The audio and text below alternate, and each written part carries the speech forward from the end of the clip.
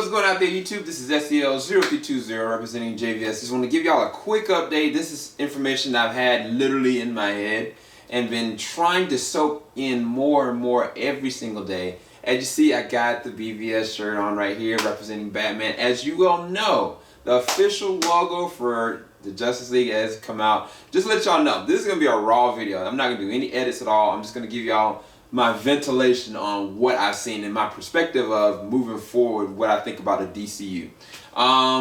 This is the thing. So, I think it was last week where a whole lot of press, they went to the set on London where Justice League is actually being filmed right now. And the thing about it is, most of these people that were part of the press are people that didn't like Batman vs. Superman at all. And I think that from Deborah Snyder, Zack Snyder, Warner Brothers, Ben Affleck, they wanted to make sure that, I guess, the press understands that they are listening to the fans. They are listening to the cynic critics and whatnot. And it's like, I think it's a good thing that they are showing that, look, we need this to work. And it's not just a money-driven thing. This is characters that we love. We want to enjoy the experience through your enjoyment from it. And I think from that resonance, that's good. But the problem that I think, the underlying thing is the issue is that we've had since Iron Man 1 to come out in 2008, this whole plethora of films from Marvel that sets the dynamic tone for what a superhero movie is supposed to be. And it's like, tones are so different, you know? And it's like now listening to a lot of these things I'm going to bring up, which are really cool things, it's like they had to shift and basically accommodate to kind of being like a merger of Marvel, essentially, and the way that they platform the tone for the movie. And the thing is, people are still getting issues with it. So for me, I'm going to go ahead and just go into all the positives, because I think all these things, ever since I've heard an announcement from Jeff Johns actually joining into this, I was like all hyped for it. Because, I mean, not that he's a Kevin Feige or anything like that. I'm not even saying that. He can't do two things at the same time, work in the comic universe, work in the movie universe. Like, you can't, you know, give your utmost. But bringing a slew of life, you know what I'm saying, and security of having like somebody there, I think it makes the world a difference, because the way that they describe a lot of these different people, I went to all different pages of people that got interviews, that got to see things. They all seem very positive. They all like, wow, I can't believe they're actually going for this. I love the way they did it. The Flash, I love the way they actually showed like how scenes are going to be met. Even the whole perspective that Batman now is transformed from a byproduct of what happened to Superman and Batman vs. Superman. So those that didn't see the movie, I'm not going to spoil it for you, but it's something catastrophic that does happen to Superman. And it changes Batman for the better in terms of making him the Batman that we remember, we solidify if we look at the Justice League cartoons, or even any of the older Batman series where he had no killing policy. And this is what the actual synopsis for the movie is they actually gave out. Fueled by his restored faith in humanity, inspired by Superman's self-act, Bruce Wayne enlists the help of his newfound ally, Diana Prince, to face an even greater enemy. Together, Batman and Wonder Woman work quickly to find and recruit a team of metahumans to stand against this newly awakened threat. But despite the formation of this unprecedented league of heroes such as Batman, Wonder Woman, Aquaman, Cyborg, The Flash, it may already be too late to save the planet from assault by its catastrophic proportions. So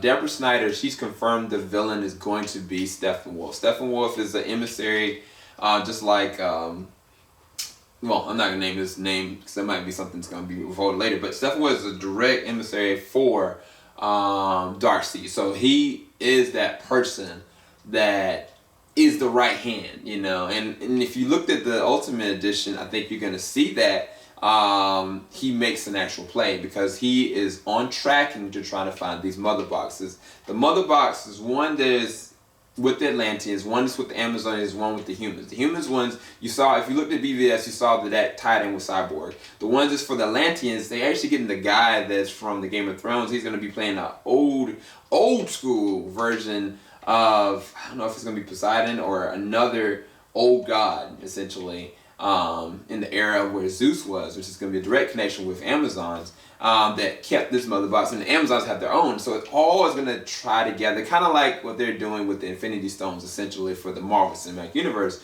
But I think they already had pre-planned that anyway, which is fine. There's nothing wrong with that. Another thing that Deborah Snyder had also said, that in addition to him being the actual villain with the mother boxes, is that this is going to be a standalone film. So essentially, there's not going to be necessarily a part 2, or if there is something with the Justice League, it's going to be its own film, which I like that. I don't have a problem with that, just as long as they don't like try to shoehorn too much into this, even though they have a central focus now. It's not that they have to reposition stuff, because one of the biggest things that Zack Snyder said, he said it hurt his heart to watch and see people platforming his movie in such a way that it's like, I have a love for these characters. Now, I might have been jaded, I might have been misguided and missed the whole cue, but in general, I really do have a love and a purpose for what I wanted these characters to go through. The stuff that went through in Batman Superman for him were essential for them to get to the place that now, okay, they need each other. Like, they've gone through that dark point. Now, it could have been just, that's a play on words, but I think generally, I think he had a pre-plan. That's what he wanted to do. He wanted to make, because it's like, looking at the tone of Man of Steel versus Batman Superman, those are totally different tones. Batman Superman is a lot darker, and I think that getting to a place with the Justice League and characters like the Flash and like even with Cyborg, there's gonna be some comedic moments. So it's, I think it's gonna be a different experience just all around. But I mean, some of the things that I've heard from them, listening to like the sequence with Batman and the Flash, one of the first things that they talked about was I was reading the screenplay, and I know there's a lot of information. I apologize, it's literally in my head. As Bruce Wayne goes up to Barry Allen looking for a metahuman, Barry Allen is like denying everything, and you can see in his room, or in just in general into the apartment, he's got monitors, and he's got stuff, and he's got a suit there, and Batman's just self-analyzing everything. Barry's trying to deny everything. He's like, I know you have the power, I just don't know what it is. So he takes a freaking batarang, throws it at him, and so everything around Barry just slows down as he just kind of moves it out the way, and then he comes to realize, it's like, wait, that's a batarang. You're Batman, you know? And so Bruce is like, I need you. He's like, yeah, I'm all for it. So, I mean, just listening to that sounds exciting, you know what I'm saying?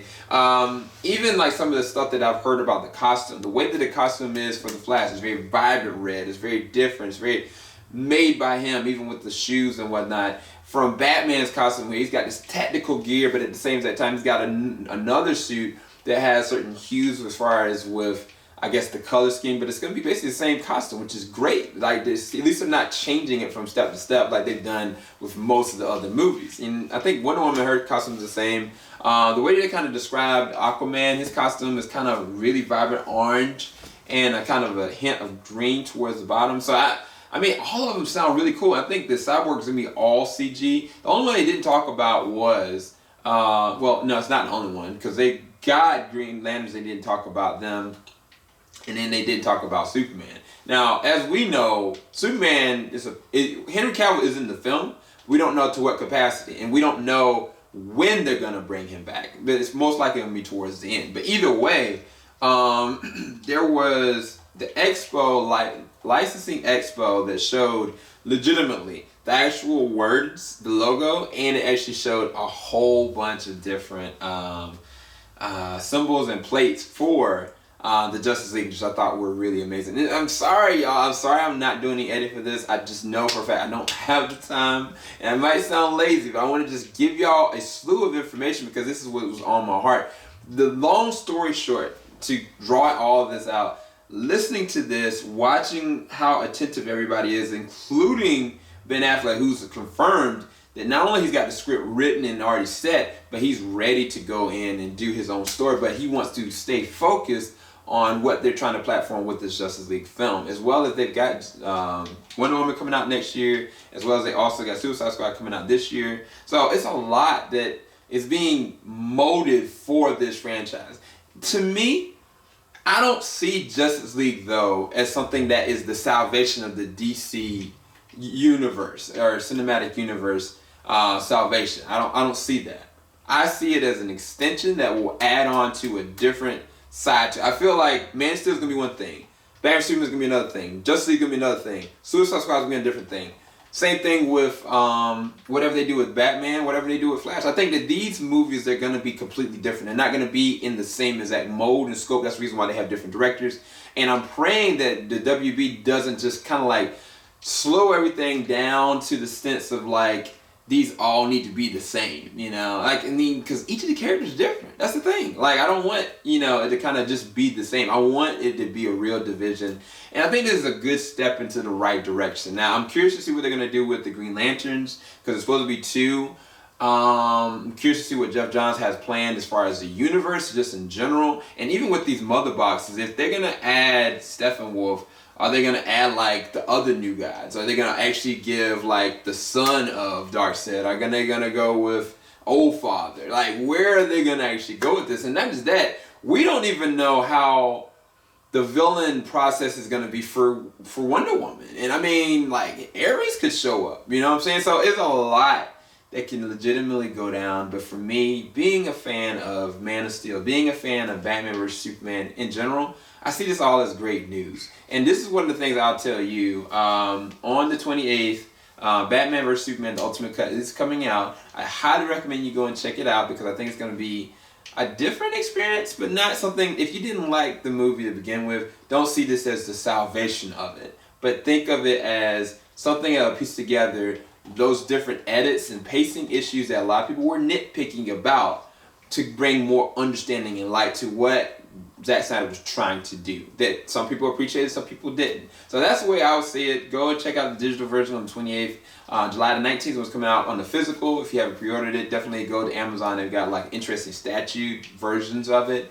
The 3D version I think is going to be available some of everywhere. And then they got the Blu-ray and they got the 4K. So, I mean, all I have to say is that it makes me more excited for next week when the digital copy comes out for Batman vs. Superman. And a small announcement, and actually the Batman vs. Superman Ultimate Edition, me and Joe, and I'll make this a different video tomorrow, we're going to be actually going to the premiere, advanced screening for it on the 27th on that Monday. So we will see it, and we're going to give y'all an updated review for it that night. So I'm super excited for it. My voice is going out because I just talked about a lot of stuff, but all in all, it looks like it's all going in the right direction. And this is from the cynics. This is from the people that we don't have any substance or understanding. We don't have any pictures. We don't have anything. So I'm praying that come Comic-Con, when we go to San Diego Comic-Con, me and Joe and Jarrell, you're going to get a lot more updated information. We're going to be doing some periscoping, we're going to be doing some live streaming, and we'll hopefully be able to give y'all a lot more content than just word of mouth versus substance. Anyway, I enjoyed y'all. Y'all have a blessed night, blessed day, blessed evening. JVS, we ain't going to stop. Talk to y'all later. Peace.